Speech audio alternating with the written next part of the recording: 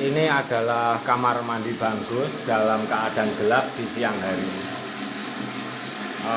Sahabatku tentu mendengar gemericik air. Ini memang Bagus sengaja mendesain seperti ini agar Bagus itu punya kesimpulan tentang kamar mandi Bagus selama ini. Tetapi Bagus juga menyalakan lampu. Tetapi tentu Anda akan takut sekali jika masuk kamar mandi Bagus. Bagus akan nyalakan lampu, kawan.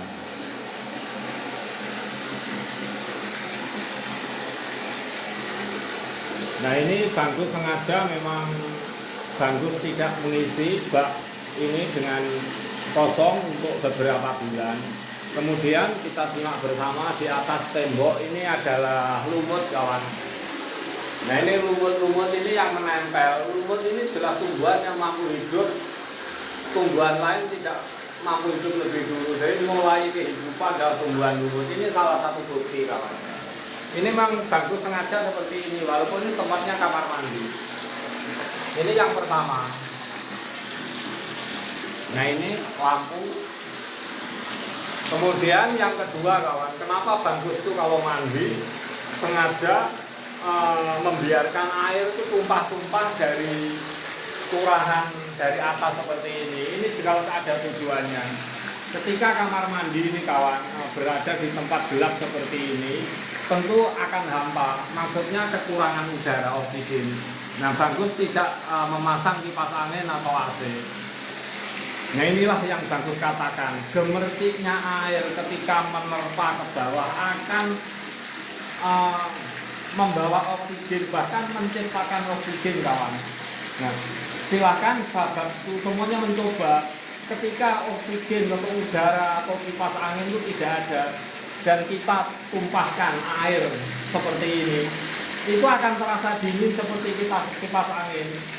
Jadi menurut Bagus selama ini, pandangan Bagus yang Bagus otak-atik, partikel terkecil dari air itu adalah oksigen, yaitu udara. Jadi zat air seperti air itu tidak bisa dideteksi, tapi sebenarnya air, zat terkecil partikel air yang melayang-layang yang kita hirup itu adalah oksigen. Udara itu berasal dari air. Zat partikel air itu adalah udara. Di antara air dan udara, menurut Bagus itu tidak bisa dipisahkan. Tetapi kenapa air itu datangnya dari hujan seakan-akan memisah? Nah, itu semuanya adalah proses alam dan itu belum kemampuan Bagus untuk menyatakan hal itu. Ini adalah bukti yang pertama bahwa gemericik air ini bisa mendatangkan oksigen. Sebab air itu sendiri kalau seperti ini kan pecah, kan. Akhirnya menjadi zat partikel oksigen. Jadi ini bahkan di luar tembok Bagus akan terasa dingin. Inilah kemampuan air menjadi partikel oksigen, bahkan mampu menembus tembok. Nah, kemudian namanya lumut itu tentu membutuhkan oksigen. Kalau memang Bagus tidak melakukan seperti ini, lumut tidak akan tumbuh, kawan. Coba sahabatku semuanya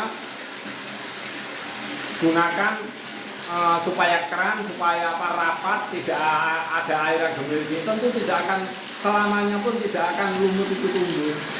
Jadi karena gemericik air, kemudian air itu mendatangkan oksigen dari partikel terkecil, menempel partikel terkecil pada tembok-tembok ini, akhirnya mendatangkan lumut. Apapun yang namanya lumut itu adalah membutuhkan oksigen.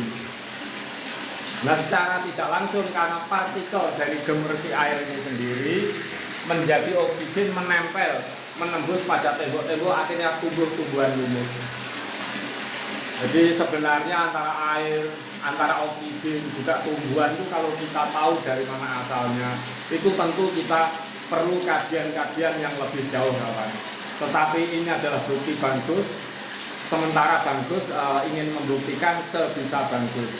Semoga sharing Bagus ini bermanfaat bahwa air, zat terkecil, partikel air adalah oksigen. Ketika air seperti ini mendatangkan oksigen, kemudian di dalam ruangan kamar mandi seperti ini, oksigen akhirnya menempel, partikel terkecil menempel pada tembok-tembok, akhirnya tembok-tembok itu menumbuhkan lumut-lumut di tembok seperti ini. Baiklah sahabatku, semoga sharing Bangsus ini bermanfaat.